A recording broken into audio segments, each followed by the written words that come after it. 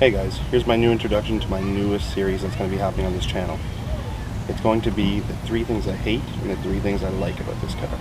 I've only had it for about a month now, so I feel it's fair to do 3 and 3, and then maybe in a few months we'll review it and I'll do 5 and 5. And you never know, maybe some of the things will swap sides. So before we start this, if you guys are wondering why my car is so dirty, it's because it's been raining non-stop here in Ottawa. Every single day. And if you're wondering why there's also so much background noise, it's also because of that reason. I've been trying to film this for you guys for a little while now, but because of the rain, I haven't had time, so I'm just trying to film this quickly to be able to give it out to you guys and produce it on a week-to-week basis. So here we go, we're going to start off with the first 3 things that I like about this car. So the first thing on my list for my likes on this car is definitely got to be the room that you get in it. I couldn't believe when I got into this car. It's a small SUV, but you still have tons of room. I had to go and fit new tires on my girlfriend's rims the other day, and I put the 4 old rims with the 4 old tires in the back seat, and I still had the room in the trunk for the 4 new tires, and I could have probably fit about 2 or 3 more in there. So here, I'm going to pop the trunk for you, which is another great feature because it's automatic. So you just press the button and it opens. Don't mind the stuff in the back right now. That's stuff for later. I'll show you at the end of the video. But look at this room. This bar over here comes down, so you can take that out, and then your 2 back seats, flick of a switch, they just go right down. So it gives you so much room in the back, and I can't believe it. I'm so happy with all the room this car gets. So here you go, I'm going to show you the back seat. Unbelievable amounts of room here. And with the sunroof we have too, that just makes it look and feel so open, especially because that there's no pieces of plastic blocking your view when you're sitting in the front seat. If you do a shoulder check to the right or the left, you don't feel like you're blocked off, like you're not hit into anything behind you. So my next thing I have to talk to you guys about for my likes has to be the power. I know I spoke on it quickly in my last video, but this little 2-liter boxer engine actually pushes out so much power, and you just feel it when you put your foot down about 15 to 25%. It's outrageous. I was so shocked the first time I took it for a spin, so I figured I'd put that on the list as my second one. And know what? Obviously it's going to feel a lot better once I put on a few modifications. So my last thing that I really enjoy about this car would have to be those wheels.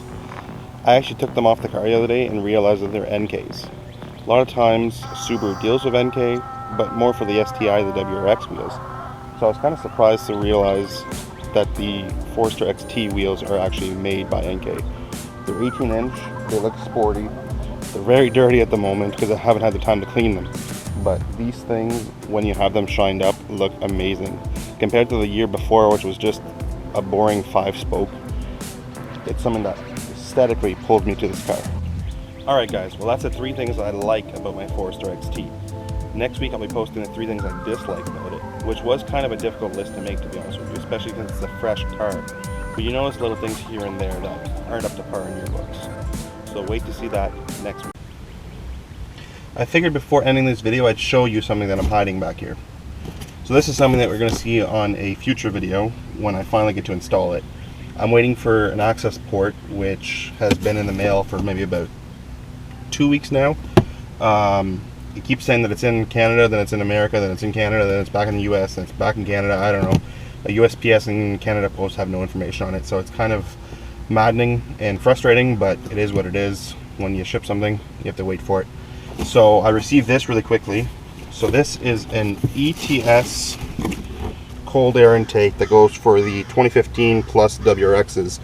So I'm kind of hesitant to see if it'll fit inside the Forester XT because, like I've said to you guys before, ETS doesn't guarantee that it does. So here we have obviously the filter and then the elbow. This is where your MAF sensor goes into. The only problem with this intake is that the cone rubbed up against something warm, so it kind of cut into it.